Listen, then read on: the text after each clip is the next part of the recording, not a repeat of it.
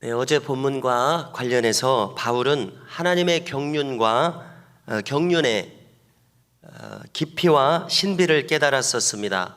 그래서 자신을 택하신 것도 은혜였음을 깨달았고, 일꾼 삼으심도 은혜였고, 심지어 지금 감옥에 갇혀 있게 하신 것도 그 경륜 속에서 이루어지는 은혜의 역사라고 고백하고 있는 것입니다. 이 사실을 에베소 교인들에게 말해오고 있습니다. 자, 그는 말하기를 여러분들과 나눈 이 그리스도의 비밀은 그처럼 구약의 성도들이 몸소 경험하고자 했던 것들이다. 어제 본문에 이렇게 나왔었죠. 그런데 여러분들은 그분들이 그렇게 알고 싶었던 비밀을 지금 여러분들의 생애 속에서 직접 소개받은 사람들이다. 얼마나 영광스러운가.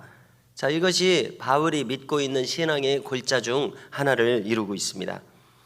자, 그래서 오늘 본문에 이르러서는요, 이 모든 일들, 즉 복음의 전무, 바울 나름대로 복음을 지금 요약한 것 아닙니까?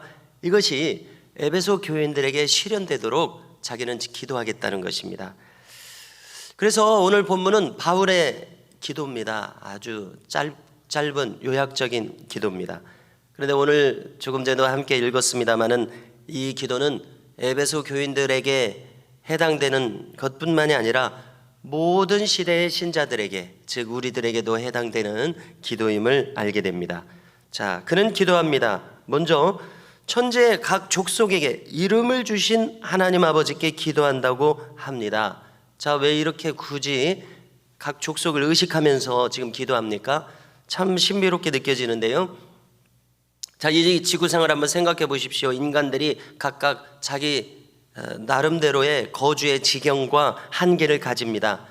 산맥과 강줄기에 그 거주지가 막히고요, 또 바다를 경계로 하게 되고요, 또 기후의 차이와 한계가 있어서 민족들은 어떻게 살아갑니까? 저마다 고유한 거주 지역을 차지하면서 살아가고 있습니다. 자, 우리 한민족과 또 저 북쪽의 만주족, 일본 민족, 중국 민족이 고유한 영토 속에서 수천 년을 살아오고 있습니다. 또 유대민족과 주변의 아랍민족, 또 북쪽의 소아시아와 남쪽의 이집트 민족 등 이렇게 각 족속과 민족마다 고유한 이름을 가지고 고유한 지역을 가지고 살아가고 있습니다. 이것을 의식하는 것은 제가 생각할 때 땅 끝까지 복음을 전하라고 주님이 명령하셨습니다. 그것을 지상명령이라고도 하고 최고위임 명령이라고도 하지 않습니까? 그것을 지금 기도하려다 보니까 자기 염두에 그 명령이 떠오른 것 같습니다. 그래서 온 세상 사람들을 위한 기도 제목, 에베소 교인들뿐만 아니라 온 세상 사람들이 이렇게 살아가야 될 텐데 하는 그런 마음이 느껴집니다. 자, 실로 인간은 노아의 홍수 심판 이후에도 또 타락을 했습니다. 그렇죠? 그렇게 봐야 되겠죠? 노아의 신앙을 다 이어오지 못하고 또 새로운 인류는 또 타락합니다. 자, 그래서 예수님 오시기 전에 우리는 복음의 기회를 듣지 못했습니다. 자, 이렇게 핑계를 하는 것이 인간의 심리일 것입니다. 자, 그런데 핑계치 못하는 것은 거슬러 올라가면 노아의 후손에 다시 수렴하게 되는데, 노아에게 알려주신 하나님의 신앙을 조상들이 잃어버려서 그런 거예요. 그렇지 않습니까? 안타깝고 아쉽긴 하지만 신앙을 또 잃어버려서 이런 일이 벌어진 것입니다. 자, 로마서 1장 18절 이하에 보면은요, 바울은 한마디로 모든 인류에 대해서 모든 인류의 불경건한 자들에게 하나님의 진노가 쌓여져 있고 하늘로부터 그 진노가 임하겠다고 합니다. 그리고 핑계치 못할 것은 하나님을 알만한 것이 사람들마다 그 속에서 있다고 이야기합니다.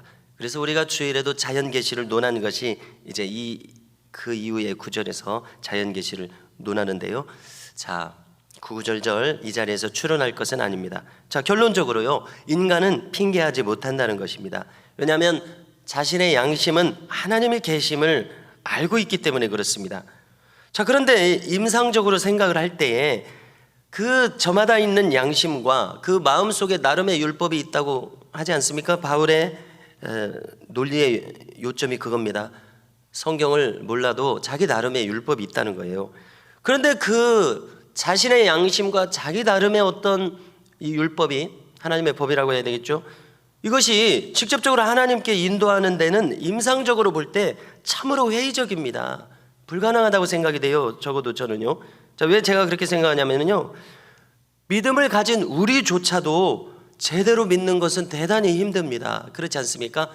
그래서 우리 신앙인들의 입에 달고 사는 말이 뭡니까? 승리합시다. 승리해야 됩니다. 이번 한 주간도 승리합시다. 이겨야 된다는 거예요. 이긴다는 것은 지금 싸움이 일어나고 있다는 거예요. 그렇지 않습니까? 잠든 신자는 싸움이 안 일어납니다. 세상과 비슷하기 때문에 그렇다고 봐야 되겠죠. 깨어있는 신자는 싸움이 일어납니다. 나를 이겨야 되니까 싸움이 일어납니다. 마귀를 이겨야 되니까 싸움이 일어납니다. 세상을 이겨야 되니까 싸움이 일어납니다. 그래서 신자의 삶은 부름받을 때까지 믿음의 분투가 일어나는 것입니다. 자, 이런 임상적인 것을 생각할 때에 자기 양심으로 하나님을 깨달아 한다, 법 없이도 살아간다, 아주 선량한 사람이다.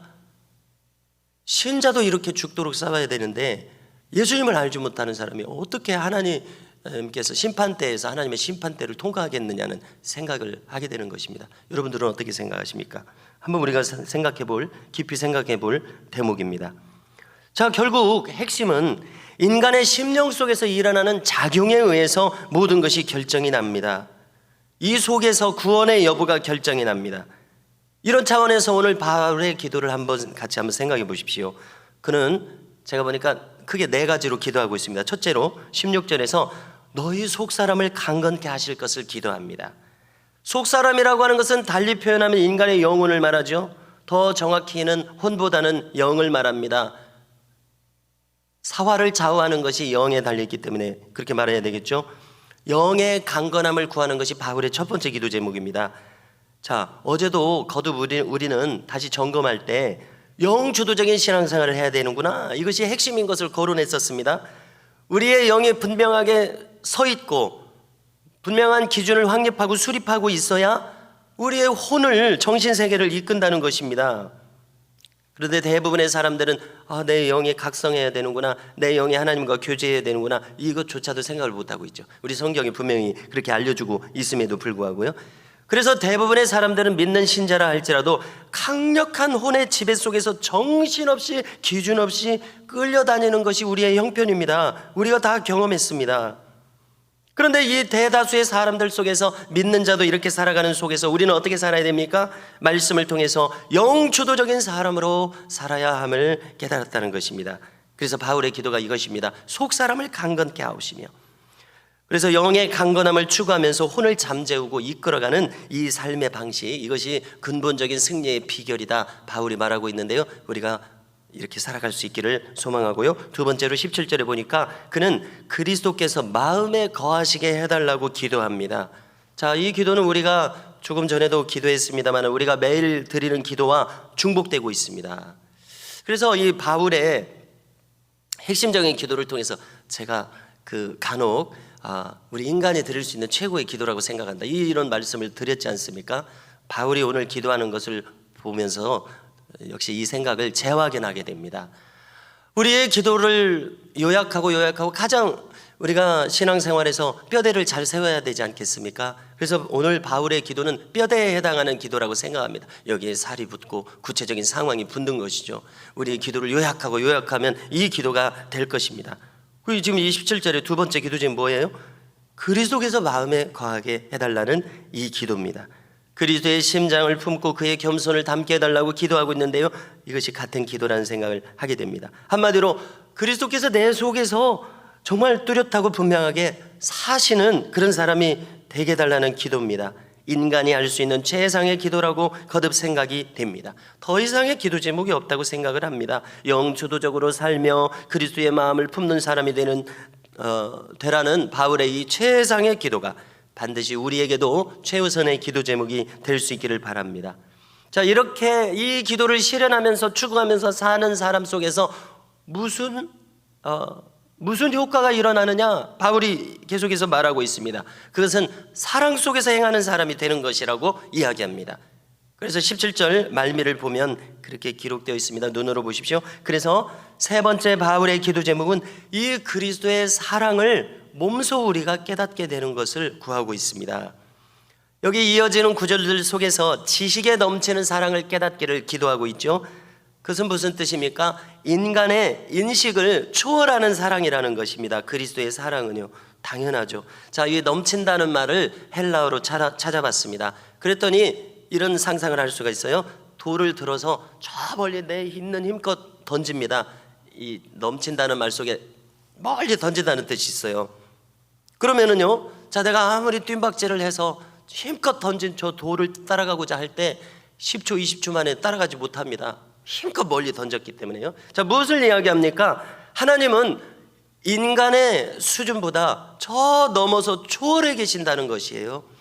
당연하죠. 그리스도의 사랑은 우리의 인간의 인식을 넘은 저 다른 차원에서 우리를 사랑하시는 그런 큰 사랑이라는 이야기입니다. 실로 하나님은 다른 차원에 계십니다. 인간이 어찌 다 파악할 수 있겠습니까? 그래서 바울은 우리가 파악할 수 없는 그 큰 사랑의 너비와 길이와 높이와 깊이를 우리가 깨달아 알 수 있게 해달라고 기도하고 있습니다. 자, 여기에 이르렀을 때 다시금 사랑의 원자탄이라 불리는 손양원 목사님을 떠올리게 되었습니다.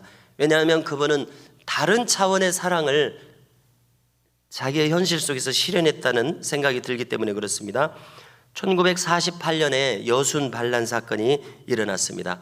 자, 그것은 여전히 우리나라 속에 있었던 그 공산 세력이 이 민주 세력, 민족 세력과 반하여서 이제 그 속에 이제 공산주의자들이 들어있기 때문에 반란을 일으키게 된 그런 상황이었습니다. 자, 내용은 차치하고 동인동신은 손양원 목사님의 사랑하는 두 아들이었습니다. 장성한 아들들이었죠. 자신의 분신처럼 사랑했을 것입니다. 그런데 이 반대편에 서 있는 그 학생이 이 두 아들을 죽였던 것이죠. 강천변에서. 그래서 이제 국군에 의해서 총살을 당하려는 찰나에 그가 그를 구명해 줄 것을 탄원했습니다. 그리고 더 나아가서 그를 양아들로 삼았습니다. 그래서 우리가 가늠해 볼 때 그리스도의 마음이 아니고서는 어떻게 그렇게 할 수 있는가 생각하게 되는 것이죠. 이런 사랑을 깨닫게 해달라고 바울이 기도하고 있습니다. 자, 네 번째 바울의 기도는 이 그리스도의 사랑의 마음으로 우리의 마음이 충만케 해달라는 기도였습니다. 자, 이 기도를 하면서 어쩌면 바울은 스데반의 순교 장면을 떠올렸을지도 모른다는 생각이 들었습니다. 스데반이 돌에 맞아 죽게 만들도록 그가 가편 투표를 행사했었습니다. 바울은 어쩌면 그의 면전에 있었을지도 모릅니다. 그 면전에서 스데반은 죽어가면서 어떻게 기도했습니까? 예수님과 똑같은 기도를 했었습니다. 뭐라고 기도했습니까? 저들을 사하시옵소서, 자기 하는 바를 알지 못함이니이다. 그 기도는 그리스도의 마음에서 나온 기도였었습니다. 그 기도가 바울이 목격하면서 그의 마음속을 꿰뚫고 자리 잡았을 것이라는 추측을 우리는 얼마든지 할 수 있는데요.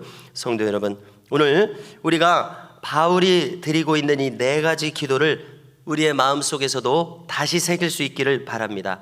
내용을 다시 거론하면요, 첫째, 속사람이 강건케 해달라는 기도입니다. 둘째, 그리스도의 마음을 구합니다. 셋째, 그 사랑의 크기를 알게 해달라는 겁니다. 넷째, 그 사랑으로 충만케 해달라는 것입니다.